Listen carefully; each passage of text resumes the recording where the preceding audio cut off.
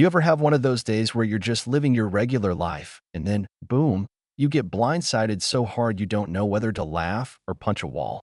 That's exactly how it started for me that morning, and man, if I'd known what was coming, I might have just stayed in bed. Let me back up a sec. I'm standing in this sun-baked parking lot, key in hand, just trying to get my old Camry to unlock, nothing fancy, not some tricked-out ride, just mine. Suddenly, I hear, hands where I can see them, so loud I nearly dropped my coffee. For a split second, I thought maybe I was in someone else's nightmare. I turn, and there's two cops behind me, looking at me like I just tried to hotwire a Ferrari in broad daylight. The taller one, dude looked like he could have played a villain in some 80s cop movie, mirrored sunglasses, that permanent smirk, takes one step closer. And before I can even say good morning, he's all, "You're under arrest for attempting grand theft auto." I mean, come on. I'm standing next to my own car with a key in my hand. But the lock's jammed, right? So maybe I'm looking suspicious, but attempted grand theft? Give me a break. The other cop, younger, fresh-faced, he looked like he'd rather be anywhere else but right there. But he didn't say a word. So I try to keep my cool, and I'm like, "Officer, just check the center console. My wallet, my license, everything's in there." The old one just scoffs, yanking my wrist behind my back like he's seen this show 1,000 times. "Yeah, sure it is," he says, and I swear, the way he rolls his eyes, you'd think I told him I was Santa Claus. "You believe this guy?" he mutters to his partner. Thinks he can lie right to our faces. Now I'm starting to sweat, but I keep saying, "Please, just look inside." I'm telling the truth. But the older guy just rattles off my Miranda rights like he's reading a grocery list. That's when I realize this isn't about the car, not really. It's about how quickly someone can decide you're guilty just by looking at you. I catch the younger cop's eye and say again, "Check the car. Please, just check." For a moment, he looks like he wants to, but the old guy snaps, "Maybe you should keep your mouth shut and open the door for me so I can process this scumbag."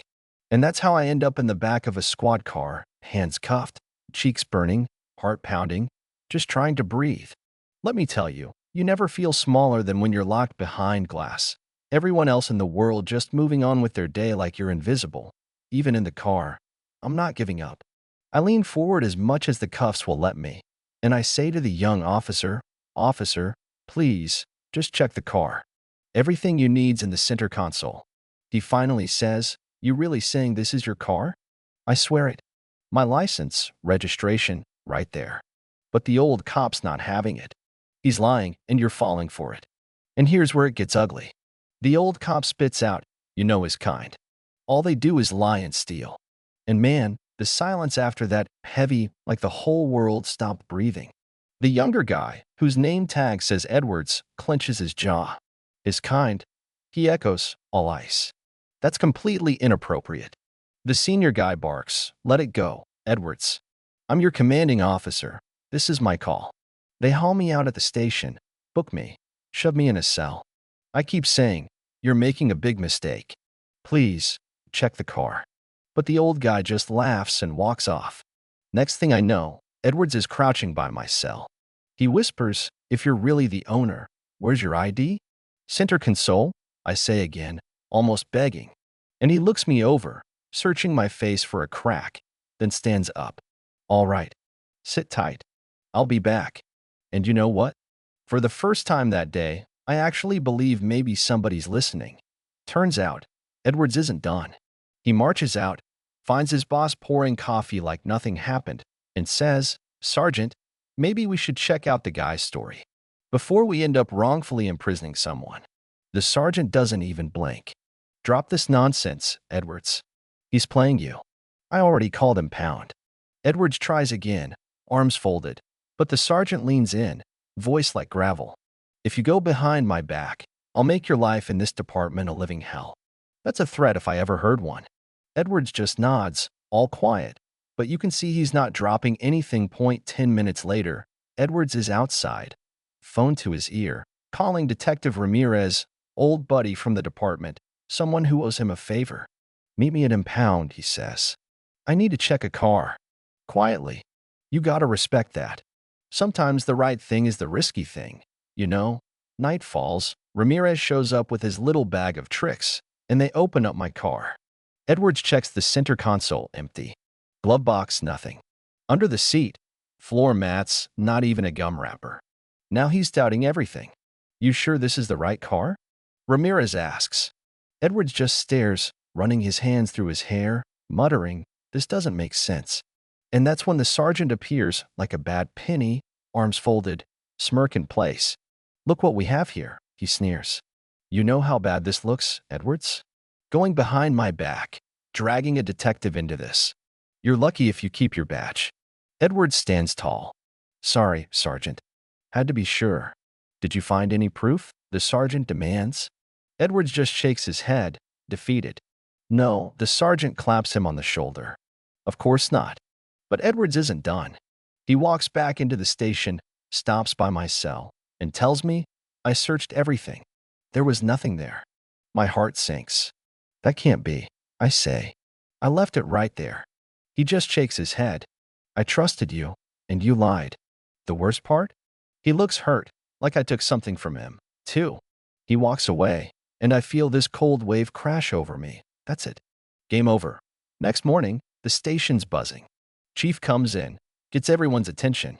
Before we start, I want to highlight an incident from yesterday, he says. Sergeant Briggs, come up here. Briggs, yeah, that's the old cop, struts to the front like he's about to get a medal.